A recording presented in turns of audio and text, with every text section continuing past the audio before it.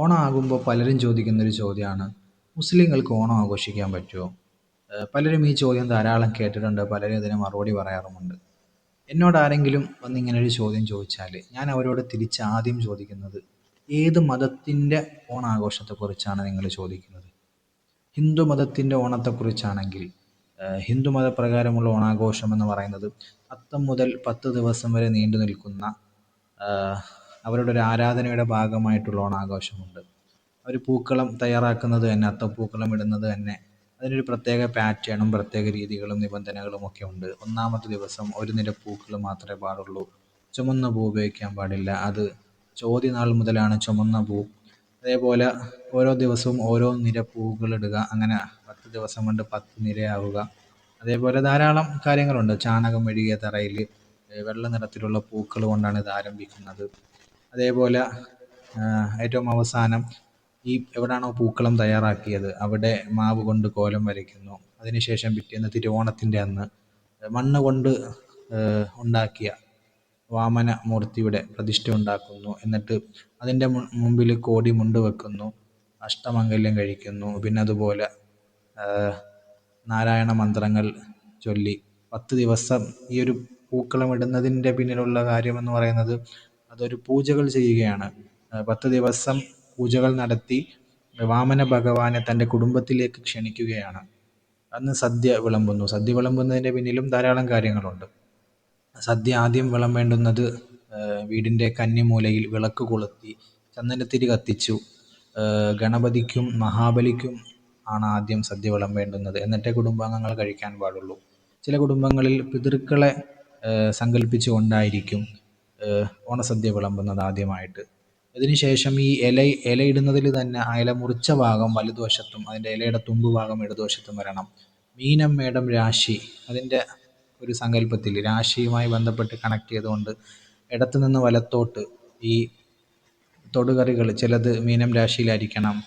അവിയൽ, ഓലൻ, അങ്ങനെ തുടങ്ങിയ കുറച്ച് കാര്യങ്ങൾ മേടം രാശിയിലായിരിക്കണം. അങ്ങനെ കുറേ കാര്യങ്ങളുണ്ട് ഇതുമായി ബന്ധപ്പെട്ട്.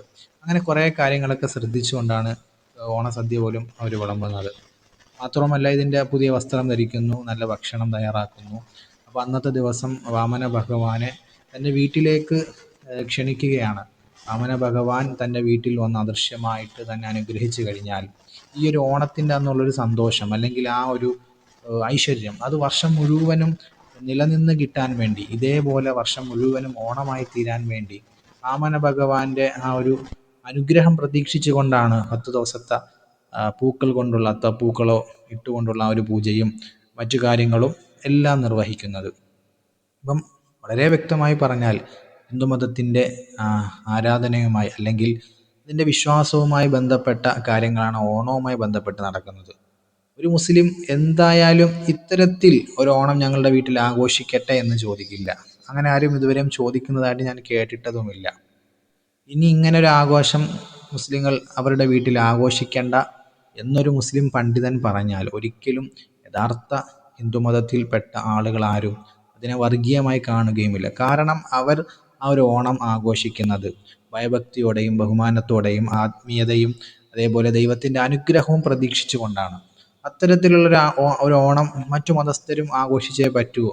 ഞങ്ങൾ പ്രതീക്ഷിക്കുന്നത് പോലെ വാമന ഭഗവാന്റെ ഐശ്വര്യവും അനുഗ്രഹവും നിങ്ങളും പ്രതീക്ഷിച്ച് നിങ്ങളുടെ വീട്ടിൽ ഇത്തരം കർമ്മങ്ങൾ ചെയ്യണമെന്ന് ഒരു ഹിന്ദു പണ്ഡിതനോ ഒരു ഹിന്ദു സ്വാമിയോ ഗുരുജിമാരോ അല്ലെങ്കിൽ ഹൈന്ദവ സഹോദര മതത്തിൽപ്പെട്ട ഹൈന്ദവ സുഹൃത്തുക്കളോ ആരും പറയില്ല. അത് അവരുടെ വിശ്വാസത്തിൻ്റെയും അവരുടെ ആരാധനയുടെയും അവരുടെ മതത്തിൻ്റെയും ഭാഗമാണെന്ന് അവർക്ക് നല്ലതുപോലെ അറിയാം. അപ്പോൾ ഈ ചോദ്യകർത്താവ് ചോദിക്കുന്ന മുസ്ലിങ്ങൾക്ക് ഓണം ആഘോഷിക്കാൻ പറ്റുമോ എന്ന് ചോദിക്കുന്ന ഓണം അത് ഏത് മതത്തിൻ്റെ ഓണത്തെക്കുറിച്ചാണ്? ഹിന്ദു മതത്തിൻ്റെ ഓണം എപ്രകാരമാണെന്ന് ഞാൻ പറഞ്ഞു. ഞാൻ പറഞ്ഞതിൽ എന്തെങ്കിലും വാക്കുകൾക്ക് എന്തെങ്കിലും പിഴവുകളോ അല്ലെങ്കിൽ ഞാൻ പറഞ്ഞ കാര്യങ്ങളിൽ എന്തെങ്കിലും തിരുത്തുകളോ ഉണ്ടെങ്കിൽ നിങ്ങളത് സ്നേഹത്തോടെ ഉണർത്തുക. കാരണം ഞാൻ ഒരു സ്വാമിയുടെ പ്രസംഗം കേട്ട് എങ്ങനെയാണ് ഓണം ആഘോഷിക്കേണ്ടത് എന്ന ഒരു പ്രസംഗം കേട്ടിട്ട് അതിൽ നിന്ന് മനസ്സിലാക്കിയ കാര്യങ്ങളാണ് ഞാൻ പറഞ്ഞത്. ഇനി ഇവർ ചോദിക്കുന്ന ഈ ഓണാഘോഷം അത് ഏത് ഓണാഘോഷമാണ്, ഏത് മതത്തിൻ്റെ ആഘോഷമാണ്? അത് ഹിന്ദു മതത്തിൻ്റെയോ മുസ്ലിങ്ങളുടെയോ ക്രിസ്ത്യാനികളുടെയോ ഒന്നുമല്ല. ഇത് മാത്രമല്ല മതമായിട്ട് നമ്മുടെ മുമ്പിലുള്ളത് നവ ലിബറൽ എത്തീസ്റ്റുകളുടെ ഓണാഘോഷം. ആ ഓണാഘോഷത്തെക്കുറിച്ചാണ് പലരും ഇന്ന് ചോദിക്കുന്നത്. സ്കൂളുകളിലും കോളേജുകളിലും ഒക്കെ നടക്കുന്ന ഓണാഘോഷം അത് ഹിന്ദു മതത്തിൽപ്പെട്ട അല്ലെങ്കിൽ ഹൈന്ദവ മതവുമായി ബന്ധപ്പെട്ട ഓണാഘോഷമല്ല. അത് ലിബറലിസ്റ്റുകളുടെ ഓണാഘോഷമാണ്. എന്താണ് ഈ നവ ലിബറൽ എത്തിസം എന്ന് പറഞ്ഞു കഴിഞ്ഞാൽ, തല എത്തിസത്തിൻ്റെയും ഉടൽ മുഴുവനും ലിബറലിസവുമാണ്. ഇത് രണ്ടും കൂടി ചേർന്ന് കഴിയുമ്പോൾ മനുഷ്യന്മാരെ മുഴുവനും കടിച്ചു കീറുന്ന ഒരു ജീവിയായിട്ട് മാറും. ദൈവമില്ല എന്നതാണ് എത്തിസത്തിൻ്റെ ആ ഒരു തലയ്ക്കുള്ളിലുള്ള അടിസ്ഥാനം. ഉടൽ മുഴുവൻ ലിബറലിസവുമാണ്. ഇങ്ങനൊരു പ്രത്യേകമായി രൂപീകരിക്കപ്പെട്ട ഒരു മതം, ആ മതത്തിൻ്റെ ആഘോഷമാണ് ഇന്ന് ഇവർ പറയുന്ന ഈ ഓണാഘോഷം. എന്ന് പറഞ്ഞു കഴിഞ്ഞാൽ എന്താണ് ലിബറലിസം എന്ന് ആദ്യം പറയണം, എന്നിട്ടേ ആ ആഘോഷത്തെക്കുറിച്ച് പറയാൻ കഴിയുകയുള്ളൂ. ലിബറലിസം എന്ന് പറഞ്ഞാൽ അവർ മുന്നോട്ട് വെക്കുന്ന ഒരു ആശയം എന്ന് പറയുന്നത്, ഏത് മതത്തിലോ ജീവിച്ചോട്ടെ, ആ മതത്തിൻ്റെ നിയമങ്ങൾ ഇങ്ങനെ ഇടയ്ക്കിടയ്ക്ക് ലംഘിച്ചുകൊണ്ടിരിക്കണം. അപ്പോഴാണ് ലിബറലിസ്റ്റുകൾക്ക് ഒരു ആനന്ദം ലഭിക്കുന്നത്. ഇടയ്ക്കിടയ്ക്ക് ഡാൻസ് കളിക്കണം, സന്തോഷം വരുമ്പം ഡാൻസ് കളിക്കണം. ഈ ഡാൻസാണ് ഇവരുടെ എല്ലാത്തിൻ്റെയും പ്രധാനപ്പെട്ട ഒരു ആരാധന എന്ന് പറയുന്നത് ലിബറലിസ്റ്റുകളുടെ. അപ്പം ഈ ലിബറലിസത്തിനെതിരെ ആരെങ്കിലും സംസാരിച്ചു കഴിഞ്ഞാൽ, ഈ ലിബറലിസ്റ്റുകളുടെ വിഹാര കേന്ദ്രം എന്ന് പറയുന്നത് സോഷ്യൽ മീഡിയയാണ്. സോഷ്യൽ മീഡിയയിലെ ഭൂരിപക്ഷം അവർ തന്നെയാണ്. അവരുടെ ആശയങ്ങൾക്കോ അവരുടെ എന്തെങ്കിലും കാര്യങ്ങൾക്കെതിരോ ആരെങ്കിലും പ്രതികരിച്ചു കഴിഞ്ഞാൽ അവരെ കൊന്നു കൊല വിളിച്ചിരിക്കും. സോഷ്യൽ മീഡിയയിൽ എങ്ങനെയൊക്കെ സൈബർ അറ്റാക്ക് നടത്താൻ കഴിയുമോ അങ്ങനെയൊക്കെ അവർ അറ്റാക്ക് നടത്തിയിരിക്കും. യാതൊരു സംശയമില്ല. അത് മുസ്ലിം പണ്ഡിതനാണെങ്കിലും ഏത് മതത്തിൽപ്പെട്ട പുരോഹിതനാണെങ്കിലും ആരാണെങ്കിലും അവരുടെ ആശയങ്ങളെയോ അവരുടെ ആരാധനയായ എന്തെങ്കിലും കാര്യങ്ങളെയോ ആരെങ്കിലും ഒന്ന് തൊട്ട് കളിച്ചു കഴിഞ്ഞാൽ അവരെ എങ്ങനെയൊക്കെ സോഷ്യൽ മീഡിയയിൽ അപമാനിക്കാൻ കഴിയുമോ അങ്ങനെയൊക്കെ അപമാനിച്ചിരിക്കും. ലിബറലിസ്റ്റുകളുടെ ഓണാഘോഷമെന്ന് നമ്മൾ പറഞ്ഞല്ലോ. അപ്പോൾ ലിബറലിസം എന്ന് പറയുമ്പോൾ പൂർണ്ണമായിട്ട് പറഞ്ഞു കഴിഞ്ഞാൽ നിയോ ലിബറൽ എത്തിസം അല്ലെങ്കിൽ നവ ലിബറൽ നാസ്തികത, ഇവരുടെ ഓണാഘോഷം. അപ്പോൾ ഇവർ ഈ എത്തിസത്തിൻ്റെ അടിസ്ഥാനം എന്ന് പറയുന്നത് ദൈവമില്ല എന്നൊരാശയമാണ്. അതിനപ്പുറം ഇവർക്ക് മറ്റ് സെലിബ്രേഷൻസ് ഒന്നുമില്ല. ഓണവും ക്രിസ്മസും പെരുന്നാളും ഒക്കെ ഓരോ മതവുമായി ബന്ധപ്പെട്ടതാണല്ലോ. അപ്പോൾ ഇവർക്ക് ഒന്ന് ആഘോഷിക്കാനും സന്തോഷിക്കാനും അല്ലെങ്കിൽ ഇവരിലേക്ക് കുറേ ആൾക്കാരെ ആകർഷിക്കാനും വേണ്ടി ഇവർ ചെയ്തൊരു പണിയെന്ന് പറഞ്ഞു കഴിഞ്ഞാൽ, ഇവിടെ കേരളത്തിൽ ഭൂരിഭാഗമുള്ളത് ഹൈന്ദവ സഹോദരങ്ങളാണ്. കൂടുതൽ ആളുകൾ ആഘോഷിക്കുന്നത് ഓണമാണ്. അപ്പോൾ ആ ഓണത്തിൽ നിന്ന് അതിൻ്റെ വിശ്വാസപരമായ കാര്യങ്ങളൊക്കെ എടുത്തു മാറ്റിയിട്ട്, അതിൻ്റെ വിശ്വാസപരമായ സത്താപരമായ കാര്യങ്ങൾ എടുത്തു മാറ്റിയിട്ട് കേവലം ആ ഒരു ഓണസദ്യ മാത്രം കോപ്പി അടിച്ച് ഇങ്ങോട്ട് എടുത്തു. ശേഷം ഈ കോളേജുകളിലൊക്കെ നടത്തപ്പെടുന്ന ഓണാഘോഷം എങ്ങനെയാണ്? ഈ ഒരു സദ്യ ഉണ്ടാവും, പിന്നെ മാവേലിയുടെ വേഷം കെട്ടിയ ആരെങ്കിലുമൊക്കെ ഉണ്ടാവും, പിന്നെ എല്ലാവരും ഒരേ ഡ്രസ് കോഡ് ധരിച്ചുകൊണ്ട് ഇവരുടെ ഏറ്റവും പ്രധാനപ്പെട്ട ആരാധനയായ ഡാൻസ്, എന്ത് സന്തോഷം വന്നാലും എപ്പോഴാണെങ്കിലും ഒന്ന് തുള്ളിക്കളിക്കണം, ഒരു DJ പാട്ട് വെച്ചുകൊണ്ട് ഉള്ളൊരു ഡാൻസ്. ഇതാണ് കോളേജുകളിൽ നടക്കുന്ന ഓണം സെലിബ്രേഷൻസ് എന്ന് പറയുന്നത്. ഇതിനപ്പുറം മറ്റെന്തെങ്കിലും ഉണ്ടോ എന്ന് എനിക്കറിയില്ല. അപ്പം ഇതാണ് ഇവരുടെ ഓണാഘോഷം. അപ്പം പൊതുവേ നമ്മളോട് ചോദിക്കപ്പെടുന്നത്, ഓണം ആഘോഷിക്കാൻ പറ്റുമോ മുസ്ലിങ്ങൾക്ക് എന്ന് ചോദിച്ചാൽ, കോളേജിൽ നടക്കുന്ന ഇത്തരത്തിലൊരു സദ്യ കഴിക്കലും ഈ ഒരു ഡാൻസിലും പങ്കെടുക്കാൻ പറ്റുമോ, അല്ലെങ്കിൽ ഇതിൻ്റെ ഭാഗമാകാൻ പറ്റുമോ എന്നാണ്. ഇതും ഓണവും തമ്മിൽ എന്താണ് ബന്ധം? ഈ ഞാൻ പറഞ്ഞല്ലോ, ലിബറലിസ്റ്റുകളുടെ ഏറ്റവും വലിയൊരു ആരാധനയാണ് ഡാൻസ് എന്ന് പറയുന്നത്. ഡാൻസിനെ തൊട്ട് കളിച്ചാൽ ഇവർക്ക് സഹിക്കില്ല, ഇവർക്ക് പൊള്ളും. ഞാനീ പറയുന്നത് വെറുതെ അല്ല. ഇപ്പം നിലവിൽ ഈ ലിബറലിസ്റ്റുകൾ എന്ന് പറയുന്നത് ഇസ്ലാമിൽപ്പെട്ടവരുണ്ട്, ഹിന്ദുയിസത്തിൽപ്പെട്ടവരുണ്ട്, ക്രിസ്ത്യാനികളായ ആൾക്കാരുണ്ട്, കമ്മ്യൂണിസ്റ്റ്, കോൺഗ്രസ്, BJP, അങ്ങനെ എല്ലാ വിഭാഗത്തിലും ഈ ലിബറലിസ്റ്റുകളുണ്ട്. നിങ്ങൾ ആലോചിച്ച് നോക്കുക, ഒരു സ്കൂൾ ടീച്ചർ ഓണത്തിൻ്റെ അന്ന് ചെറിയ കുട്ടികൾ വരണ്ട, അവർക്ക് ലീവാണെന്ന് പറഞ്ഞപ്പോൾ അതിനെതിരെ ആരാണ് കേസ് കൊടുത്തത്? ഹൈന്ദവ മതത്തിൽപ്പെട്ട ആരെങ്കിലും ആണോ? നിങ്ങൾ ആലോചിച്ച് നോക്കുക. ഒരു പ്രമുഖ രാഷ്ട്രീയ പാർട്ടിയുടെ ഒരു സംഘടനയാണ്, അവരുടെ ആശയം ലിബറലിസമാണ്. അപ്പോൾ ആ ലിബറലിസം എന്ന അവരുടെ മതത്തിനെതിരെ ആരെങ്കിലും ഒന്ന് തൊട്ട് കഴിഞ്ഞാൽ അവർക്ക് പൊള്ളും, അവർ നല്ല രൂപത്തിൽ പ്രതികരിക്കും, അവർക്ക് ചെയ്യാൻ പറ്റുന്നതിൻ്റെ അങ്ങേയറ്റം അവർ ചെയ്യും. നിങ്ങളൊന്ന് ആലോചിച്ച് നോക്കുക. വർഷങ്ങൾക്ക് ഇപ്പം ഈ ഒരു വർഷം സംഭവിച്ച കാര്യം ഞാൻ പറഞ്ഞത്. എൻ്റെ ഓർമ്മയിലുള്ള ഓണ വിവാദത്തിൻ്റെ ഒരു തുടക്കം എന്ന് പറയുന്നത്, ഒരു വിദ്യാർത്ഥികൾ പങ്കെടുക്കുന്ന ഒരു സദസ്സിൽ ഒരു മതപണ്ഡിതനോട് ചോദിക്കുകയാണ് ഓണം ആഘോഷിക്കുന്നതിനെക്കുറിച്ച്. കോളേജുകളിൽ ഓണം സെലിബ്രേഷൻസ് നടക്കുമ്പോൾ അതിന് പങ്കെടുക്കുന്നതിനെ കുറിച്ചാണ് ചോദിക്കുന്നത്. അപ്പോൾ ആ പണ്ഡിതൻ ഡിപ്ലോമാറ്റിക്കായിട്ട് ഒഴിഞ്ഞു മാറുന്നതിനെക്കുറിച്ചൊരു മറുപടി പറഞ്ഞു. അവിടെ ചോദ്യം ചോദിച്ചത്, തൻ്റെ വീട്ടിൽ തിരുവോണ നാളിൽ ഈ ഹൈന്ദവ മത ആചാരപ്രകാരമുള്ള ഓണം ആഘോഷിക്കട്ടെ എന്നല്ല ചോദിച്ചത് ആ വിദ്യാർത്ഥി. കോളേജിൽ നടക്കുന്ന ഓണസദ്യ plus DJ party plus DJ music plus dance, ഈ സെലിബ്രേഷനെ കുറിച്ചാണ് ഒരു മുസ്ലിം വിദ്യാർത്ഥി ഒരു മുസ്ലിം പണ്ഡിതനോട് ചോദിച്ചത്. അതിൽ നിന്ന് ഡിപ്ലോമാറ്റിക്കായിട്ട് ഒഴിഞ്ഞു നിൽക്കണമെന്നാണ് മറുപടി പറഞ്ഞത്. അങ്ങനെ മറുപടി പറഞ്ഞു കഴിഞ്ഞതിന് ശേഷം ആ പണ്ഡിതനെ സോഷ്യൽ മീഡിയയിൽ മുഴുവൻ സൈബർ അറ്റാക്കിംഗ് നടത്തി അദ്ദേഹത്തിനെ എങ്ങനെയൊക്കെ തൊലി ഉരിക്കാമോ അങ്ങനെയൊക്കെ തൊലി ഉരിച്ച് വിചാരണ ചെയ്തു സോഷ്യൽ മീഡിയയിലെ ഇടിമുറികളിലിട്ട് ഇടിച്ച് ശരിയാക്കിയെന്ന് വേണം പറയാൻ. നിങ്ങളൊന്ന് ആലോചിച്ച് നോക്കുക, ഏത് മതത്തിൻ്റെ ആഘോഷത്തെക്കുറിച്ചാണ് ചോദിച്ചത്? ഏത് മതത്തിൻ്റെ ആഘോഷത്തിൽ പങ്കെടുക്കേണ്ടെന്നാണ് പറഞ്ഞത്? അത് പറഞ്ഞപ്പോൾ ഇവിടെയുള്ള എത്തിസ്റ്റുകളും ലിബറലിസ്റ്റുകളുമാണ് ആ മുസ്ലിം പണ്ഡിതനെ കൈകാര്യം ചെയ്തത്. യഥാർത്ഥ ഹിന്ദു മതത്തിൽപ്പെട്ടവരല്ല. ഒരു മുസ്ലിം പണ്ഡിതൻ അങ്ങനെ പറഞ്ഞതിൻ്റെ പേരിൽ അദ്ദേഹത്തിനെ വർഗീയവാദിയാക്കുകയാണ്. ആരാണ് ആക്കിയത്? ഏതെങ്കിലും ഹൈന്ദവ പണ്ഡിതരോ ഹൈന്ദവ മത നേതൃത്വങ്ങളോ അല്ല. ഇവിടുള്ള ലിബറലിസ്റ്റുകളും എത്തിസ്റ്റുകളുമാണ്. നമ്മൾ അതാണ് തിരിച്ചറിയാതെ പോകുന്നൊരു സത്യം എന്ന് പറയുന്നത്. ഏറ്റവും വലിയ വർഗീയവാദികൾ എന്ന് പറയുന്നത് ലിബറലിസ്റ്റുകളാണ്. അവർ രൂപപ്പെടുത്തിയ ഒരു ആഘോഷമാണ് ഇന്ന് കോളേജുകളിൽ നടക്കുന്ന ആഘോഷം. അതിൽ ഒരു വിദ്യാർത്ഥിയോട് പങ്കെടുക്കണ്ടെന്ന് പറഞ്ഞതിനാണ് ഇവർ ഇത്രത്തോളം അസഹിഷ്ണുത കാണിച്ചത്. കേരളത്തിൽ ഏറ്റവും അസഹിഷ്ണുത നിറഞ്ഞ മതവിഭാഗം എന്ന് പറയുന്നത് ലിബറൽ എത്തിസ്റ്റുകൾ തന്നെയാണ്. അതിൽ യാതൊരു സംശയവുമില്ല. അവർക്ക് ഇതൊന്നും സഹിക്കാൻ കഴിയില്ല. പലപ്പോഴും പല വിവാദങ്ങളുടെയും ഒരു കീ പോയിന്റ് എന്ന് പറയുന്നത് ഡാൻസ് തന്നെയാണ്. അവരുടെ ഒരു പ്രധാനപ്പെട്ട ഒരു ആരാധനയാണ് ഡാൻസ്. സന്തോഷം വരുമ്പോൾ ഡാൻസ് കളിക്കുക. ഫ്ലാഷ് മോബ് നടന്നു, അതിനെതിരെ പറഞ്ഞതിന് ഒരു പണ്ഡിതനെ അടുത്ത് എന്ത് ചെയ്തു? ഒരു സോഷ്യൽ മീഡിയയിൽ സൈബർ അറ്റാക്കിങ് നടത്തി. സൈബർ അറ്റാക്കിംഗ് എന്ന് പറയുമ്പോൾ ഈ രണ്ട് വാക്കിൻ്റെ ഡെപ്ത് വലുതാണ്. അത് ആ സമയത്ത് സോഷ്യൽ മീഡിയ ഉപയോഗിക്കുന്നവർക്ക് കറക്റ്റായിട്ട് മനസ്സിലാവും. കാരണം ഇവരുടെ ഡാൻസിൽ തൊട്ട് കളിച്ചാൽ ഇവർ പ്രതികരിക്കും. അവരുടെ എത്തിസ്റ്റുകളുടെ അല്ലെങ്കിൽ ലിബറലിസത്തിൻ്റെ വക്താക്കളുടെ ഒരു പ്രധാന ആരാധനാ കർമ്മമാണ് ഡാൻസ് കളിക്കുക എന്നുള്ളത്. ആ ഡാൻസിന് അത്തരത്തിലുള്ള തുള്ളിക്കളികൾ അല്ലെങ്കിൽ ആ ഡാൻസിനെതിരെ പറഞ്ഞു കഴിഞ്ഞാൽ നല്ല രൂപത്തിൽ ഇവർ പ്രതികരിക്കും. ഇനി ഞാനിത് വെറുതെ പറയുന്നതല്ല, നിങ്ങൾ കേരളത്തിലെ വലിയ അക്കാഡമിക് ചർച്ചകളും അക്കാഡമിക് ഡിബേറ്റുകളും നടത്തുന്നു എന്ന പേരിൽ തറ ചർച്ചകളും തറ ഡിബേറ്റുകളും നടത്തുന്ന എസൻസിൻ്റെ ലിറ്റ്മസ്, ആ ലിറ്റ്മസിൽ നിങ്ങൾ നോക്കിയാൽ അതിൻ്റെ പ്രോഗ്രാം ഷെഡ്യൂൾ വരുമ്പോൾ കഴിഞ്ഞ വർഷങ്ങളിലൊക്കെ നോക്കിയാൽ നമുക്ക് കാണാം. ഏറ്റവും ലാസ്റ്റ് അവരുടെ തന്നെ ഏറ്റവും വലിയ നേതാവായ രവിചന്ദ്രൻ എന്ന അദ്ദേഹത്തിൻ്റെ, അവരുടെ ആത്മീയ ദൈവത്തിൻ്റെ അല്ലെങ്കിൽ ആത്മീയ നേതാവിൻ്റെ സമാപന പ്രസംഗമായിരിക്കും ഉള്ളത്. അതിൻ്റെ തൊട്ട് താഴെ കാണാം DJ മ്യൂസിക് പാർട്ടി എന്ന്, അല്ലെങ്കിൽ DJ പാർട്ടി. കാരണം എന്താണ്? അവരുടെ എസൻസിൻ്റെ ആ ഒരു അന്നത്തെ ദിവസം ഒരു എസൻസിൻ്റെ ആ ഒരു വാർഷിക സംഗമമാണ്. എസൻസ് എന്ന ആ ലിബറൽ മതത്തിൽ വിശ്വസിക്കുന്നവരെല്ലാവരും കൂടി ഒരുമിച്ച് കൂടുന്നു. അവർ ശരീരം കൊണ്ട് അവരുടെ സാന്നിധ്യം അറിയിക്കുന്നു. അവരുടെ ആത്മീയ നേതാക്കളുടെ മഹത് വചനങ്ങൾ ശ്രവിക്കാൻ വേണ്ടി സാഗൂതം അവർ ഇരുന്നു കൊടുക്കുന്നു. ഒരു ദിവസം ഫുൾ അവർ ധ്യാനത്തിലായിട്ട് ആ വാക്കുകൾ ശ്രവിച്ച് ആത്മീയ ആനന്ദം അനുഭവിച്ചുകൊണ്ടിരിക്കുന്നു. മതങ്ങളെ ചീത്ത വിളിക്കുമ്പോൾ, മതങ്ങളെ പരിഹസിക്കുമ്പോൾ കൈകൊട്ടിയും ചിരിച്ചും അവർ സപ്പോർട്ട് കൊടുക്കുന്നു. അവസാനം ഇത് പിരിയുന്നത് ഒരു DJ മ്യൂസിക്കിലൂടെയാണ്, അല്ലെങ്കിൽ DJ പാർട്ടി, ഒരു ഡാൻസ്. അപ്പം രവിചന്ദ്രൻ ഉൾപ്പെടെയുള്ള നേതാക്കൾ ഉൾപ്പെടെ ആ ഡാൻസ് സ്റ്റേജിൽ കളിച്ച് അണികൾക്ക് ആവേശം പകർന്ന് എല്ലാവരും കൂടി കൂട്ട ഡാൻസ് കളിച്ച് ആണിത് പിരിയുന്നത്. അപ്പോൾ ഡാൻസ് എന്ന് പറയുന്നത് അവരുടെ ഒരു കോർ സാധനമാണ്. അപ്പോൾ യഥാർത്ഥ ഓണം എന്താണെന്ന് ഞാൻ പറഞ്ഞു.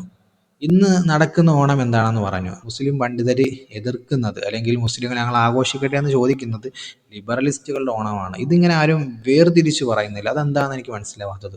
ഇത് രണ്ടും നമ്മൾ വേർതിരിച്ച് തന്നെ കാണണം. എന്നെങ്കിൽ ഞാൻ മറ്റൊരു കാര്യം കൂടെ പറഞ്ഞുതരാം. പണ്ട് സോഷ്യൽ മീഡിയയിൽ ഞാനൊക്കെ ഉപയോഗിച്ച് തുടങ്ങുന്ന സമയത്ത് കാണുന്ന ഒരു ഡയലോഗാണ്, മതം എന്ന് പറഞ്ഞാൽ അടിവസ്ത്രം പോലെയാണ്, അത് ഉള്ളിൽ കൊണ്ട് നടന്നാൽ മതി, പുറത്ത് കാണിക്കേണ്ട ആവശ്യമില്ല. മതചിഹ്നങ്ങളൊന്നും പുറത്ത് കൊണ്ട് നടക്കേണ്ട, അല്ലെങ്കിൽ അതിൻ്റെ കാര്യങ്ങളുമായി ബന്ധപ്പെട്ട് അത് സ്വകാര്യമായിട്ട് സൂക്ഷിക്കണം, പൊതു ഇടങ്ങളിലേക്കൊന്നും അത് കൊണ്ടുവരാൻ പാടില്ല. ഇന്ന് സ്കൂളുകളിലും കോളേജുകളിലൊക്കെ ഓണാഘോഷമുണ്ട്. അതൊരു മതത്തിൻ്റെ ഭാഗമല്ലേ? പിന്നെ ആ മതത്തിൻ്റെ ഭാഗമായി ഓണം ആഘോഷങ്ങളിൽ എത്തിസ്റ്റുകളും ലിബറലിസ്റ്റുകളും എല്ലാവരും പങ്കെടുക്കുകയും ചെയ്യുന്നുണ്ട്. കാരണം എന്താണ്? അവരിതിനെ ഒരു മതത്തിൻ്റെ ആഘോഷമായിട്ടല്ല കാണുന്നത്. അവർ ലിബറലിസ്റ്റുകൾക്ക് വേണ്ടി അവർ തയ്യാറാക്കിയ ഒരു പ്രത്യേക സെലിബ്രേഷനാണിത്. ആ സെലിബ്രേഷൻ അവർ കോളേജുകളും സ്കൂളുകളും വഴി പ്രൊമോട്ട് ചെയ്യുന്നു.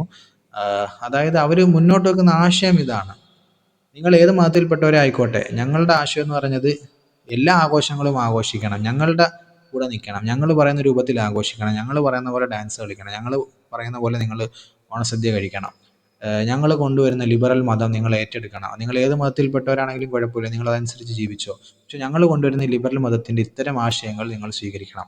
അതിനുവേണ്ടി കൊച്ചുകുട്ടികളെ പോലും അതിനുവേണ്ടി തയ്യാറാക്കാൻ വേണ്ടിയാണ് ചെറിയ ക്ലാസ് മുതൽ ഇത്തരത്തിലുള്ള ഓണാഘോഷങ്ങൾ കൊണ്ടുവരുന്നത്. സ്കൂളുകളിൽ എന്തിനാണ് മതം കൊണ്ടുവരുന്നത്? സ്കൂളുകളിൽ എന്തിനാണ് മതത്തിൻ്റെ ആഘോഷങ്ങൾ കൊണ്ടുവരുന്നത്? ഇതൊരു മതത്തിൻ്റെ ആഘോഷമായിട്ടല്ല, ഇതൊരു ലിബറൽ മതത്തിൻ്റെ ആഘോഷമായി കണ്ടുകൊണ്ടാണ് ഇവരത് മുന്നോട്ട് വെക്കുന്നത്. അല്ലാതെ ഹൈന്ദവ മതത്തിൻ്റെ യഥാർത്ഥ ഓണാഘോഷം ഒന്നും സ്കൂളുകളിലൊന്നും നടത്തപ്പെടുന്നില്ല എന്നാണ് ഞാൻ മനസ്സിലാക്കിയിട്ടുള്ളത്. ഇനി അപൂർവമായിട്ട് എവിടെയെങ്കിലും ഉണ്ടോ എന്നറിയില്ല. പക്ഷേ ഭൂരിഭാഗവും ഇത്തരത്തിലുള്ള സെലിബ്രേഷൻ മോഡിലുള്ള, അല്ലെങ്കിൽ എന്താണ്, ഒരു എൻ്റർടൈൻമെൻറ്റ് മോഡിലുള്ള സെലിബ്രേഷൻസ് മതത്തിൻ്റെ ലേബൽ, അല്ലെങ്കിൽ മതത്തിൻ്റെ ആഘോഷവുമായിട്ട് ചെറിയ സാമീപ്യം ഉള്ളതുകൊണ്ട് പലരും ഇതിനോട് സഹകരിക്കുന്നത് കൊണ്ടാണ് ഇവരിങ്ങനെ ജീവിച്ചു പോകുന്നത്. മതം സ്വകാര്യമായിട്ട് സൂക്ഷിക്കേണ്ട കാര്യമാണെന്ന് പറയുന്നവർ തന്നെ പൊതു വിദ്യാലയങ്ങളിലേക്ക് മതത്തിൻ്റെ കാര്യങ്ങളൊന്നും കൊണ്ടുവരേണ്ടതില്ല എന്ന് പറഞ്ഞ് മതത്തിനെ എതിർക്കുന്നവർ തന്നെ ഈ ഒരു ആഘോഷത്തിൽ പങ്കെടുക്കാൻ കാരണം ഇത് മതത്തിൻ്റെ ആഘോഷമായിട്ട് അവർ കാണുന്നത് കൊണ്ടല്ല, ലിബറലിസം എന്ന അവരുടെ മതത്തിൻ്റെ ആഘോഷമായിട്ടാണ് അവരിതിനെ രൂപപ്പെടുത്തി കുട്ടികളിലേക്കും മറ്റുള്ളവരിലേക്കും ഒക്കെ ഇവർ പകർന്നു നൽകുന്നത്. ഇതാണ് ഇതിൻ്റെ ഒരു യാഥാർത്ഥ്യം എന്ന് പറയുന്നത്. ഫേസ്ബുക്കിലുള്ള ചില ലിബറൽ അമ്മാവന്മാരുണ്ട്. അവർ വലിയ സന്തോഷമാണ്.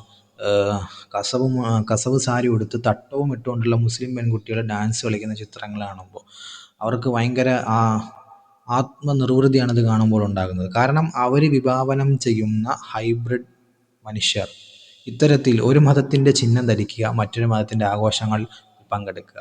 അപ്പോൾ അവരെന്തോ മാസാണ് കാണിക്കുന്നത്, എന്തോ മുസ്ലിം പണ്ഡിതന്മാരുടെ അല്ലെങ്കിൽ ഇസ്ലാം മത വിശ്വാസികളുടെ ഒക്കെ കരണത്തടിക്കുന്ന എന്തോ വലിയ സംഗതിയാണ് ഇവർ ചെയ്യുന്നത് എന്നൊക്കെ തരത്തിലാണ് ഇവർ ഈ ചിത്രങ്ങളൊക്കെ പ്രചരിപ്പിക്കുന്നത്. സത്യത്തിൽ ഇതാണ് ഓണാഘോഷം. കസവ് സാരിയും ഉടുത്തുകൊണ്ട് നൃത്തം ചെയ്യലോ ഡാൻസ് കളിക്കലാണ് ഓണാഘോഷിക്കൽ. തട്ടമിട്ട മുസ്ലിം പെൺകുട്ടികൾ ഓണം ആഘോഷിക്കുന്നു എന്ന് പറഞ്ഞുകൊണ്ട് കുറേ ചിത്രങ്ങൾ പ്രചരിപ്പിക്കാറുണ്ട്. ഇത് കണ്ട് അവർ സ്വയം ആത്മനിർവൃതി കൊള്ളാറുമുണ്ട്. സത്യത്തിൽ ഇതാണ് ഓണാഘോഷം. ഇത് എന്തോ വലിയ സംഭവമാണെന്ന് പറഞ്ഞാണ് ഇവർ പ്രചരിപ്പിക്കുന്നത്. അവസാനമായിട്ട് എനിക്ക് പറയാനുള്ളത്, ഇത്തരത്തിലുള്ള ലിബറൽ മതത്തിൻ്റെ ഇത്തരം ആശയങ്ങൾക്കെതിരെ ശക്തമായിട്ട് തന്നെ പ്രതികരിക്കണം. അവർ സോഷ്യൽ മീഡിയ അറ്റാക്കിങ് നടത്തിയത് കൊണ്ട് നമ്മൾ ഒരിക്കലും പിന്മാറാൻ പാടില്ല. അവർ അടിച്ചു തരുന്ന വർഗീയ ചാപ്പ തൽക്കാലം നമുക്ക് സ്വീകരിക്കാൻ സൗകര്യമില്ല എന്ന് തന്നെയാണ് പറയാനുള്ളത്.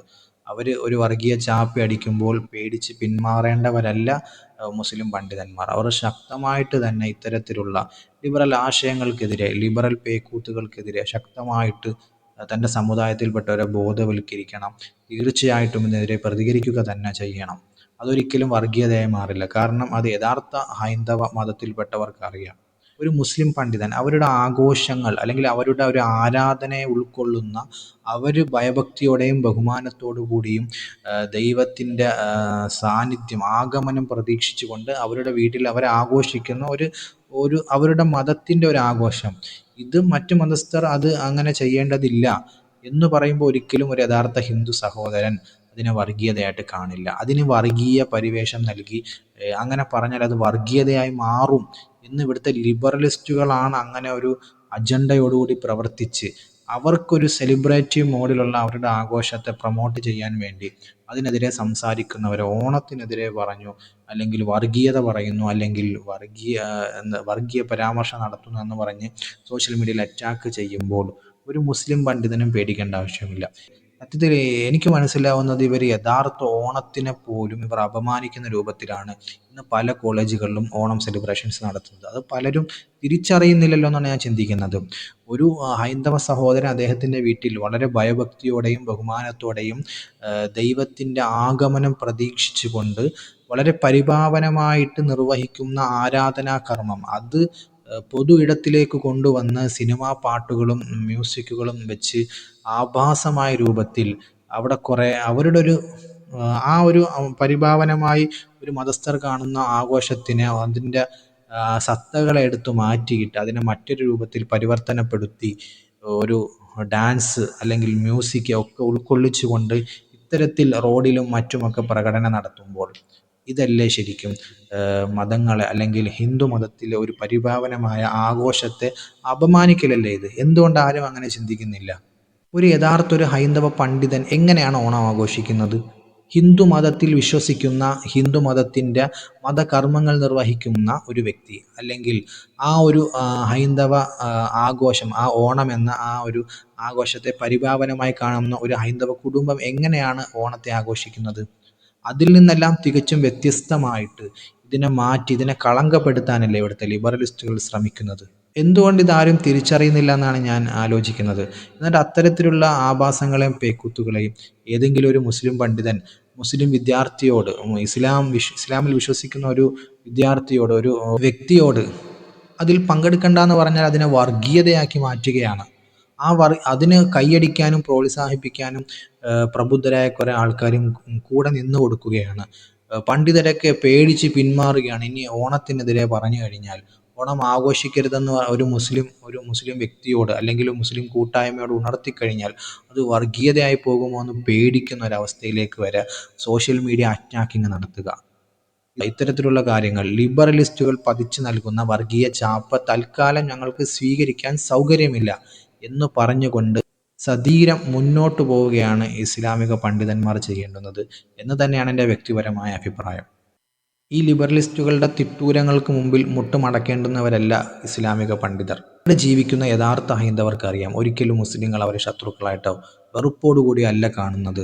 അവരുടെ എല്ലാ ആവശ്യങ്ങൾക്കും അവരുടെ കൂടെ നിൽക്കാറുണ്ട്. പരസ്പരം അങ്ങോട്ടും ഇങ്ങോട്ടും സഹകരിക്കാറുണ്ട്. പൊതുവായിട്ടുള്ള മതത്തിൻ്റെ പേരിലല്ലാത്ത പൊതുവായിട്ടുള്ള ആഘോഷങ്ങളിൽ പരസ്പരം സഹകരിക്കാറുണ്ട്. ഒരു മുസ്ലിം സഹോദരൻ അല്ലെങ്കിൽ ഒരു ഹൈന്ദവ സഹോദരൻ ഒരു പുതിയ വീട് നിർമ്മിച്ചു. ആ വീടിൻ്റെ ഉദ്ഘാടനത്തിന് വേണ്ടി അല്ലെങ്കിൽ അതിൻ്റെ പാലുകാച്ചിന് വേണ്ടി ക്ഷണിക്കുമ്പോൾ അങ്ങോട്ട് സമ്മാനങ്ങൾ കൈമാറാറുണ്ട്. അവർ നൽകുന്ന ഭക്ഷണങ്ങൾ കഴിക്കാറുണ്ട്. പരസ്പരം അങ്ങോട്ടും ഇങ്ങോട്ടും സഹകരിക്കാറുണ്ട്. ഒരു മുസ്ലിമും പറയില്ല പെരുന്നാൾ വരുമ്പോൾ എല്ലാ ഹിന്ദുക്കളും പള്ളിയിൽ വന്ന് എന്ത് ചെയ്യണം, ഞങ്ങളോടൊപ്പം നിസ്കരിക്കണം, എന്നിട്ട് ഞങ്ങളോടൊപ്പം ആഘോഷിക്കണം എന്നൊരു മുസ്ലിം പറയാറില്ല. ഒരു ഹൈന്ദവ പണ്ഡിതൻ ഒരു ഹൈന്ദവ മതത്തിൽപ്പെട്ട കൂട്ടായ്മയോട് അല്ലെങ്കിൽ അതിൽ വിശ്വസിക്കുന്നവരോട് നിങ്ങൾ പള്ളിയിൽ പോയി പെരുന്നാൾ ആഘോഷിക്കരുത് എന്ന് പറഞ്ഞു കഴിഞ്ഞാൽ അതിനെ ആരും വർഗീയതയായിട്ട് കാണില്ല. അല്ലെങ്കിൽ നിങ്ങൾ നബിദിനം ആഘോഷിക്കരുത്, പെരുന്നാൾ ആഘോഷിക്കരുത്, ക്രിസ്മസ് ആഘോഷിക്കരുത് എന്ന് ഒരു ഹൈന്ദവ പണ്ഡിതൻ ഹൈന്ദവ മതത്തിൽപ്പെട്ടവരോട് ഉണർത്തുകയാണ് എങ്കിൽ അതൊരിക്കലും വർഗീയതയല്ല. അത് ഓരോ മതത്തിനും ആ മതത്തിൻ്റെ അടിസ്ഥാനപരമായ ആശയങ്ങളുമായിട്ട് യോജിക്കുന്ന ആരാധനാ കർമ്മങ്ങൾ ഉൾക്കൊള്ളുന്ന ആഘോഷങ്ങളുണ്ടാകും. അതിൽ നിന്നും മറ്റു മതസ്ഥർ വിട്ടു നിൽക്കണമെന്ന് ഏത് മതത്തിൽപ്പെട്ടവരാണെങ്കിലും ഏത് മതവിശ്വാസികളോട് പറഞ്ഞാലും അതൊക്കെ വർഗീയതയായിട്ട് ചിത്രീകരിക്കുന്നത് യഥാർത്ഥ മതത്തിൻ്റെ ആൾക്കാരല്ല. മതമില്ല, ദൈവമില്ല എന്ന് പറഞ്ഞു നടക്കുന്ന ലിബറൽ നാസ്തിക വർഗീയവാദികളാണ് മറ്റുള്ളവർക്ക് ഇത്തരത്തിൽ വർഗീയ ചാപ്പകൾ പതിച്ചു കൊടുക്കുന്നത്.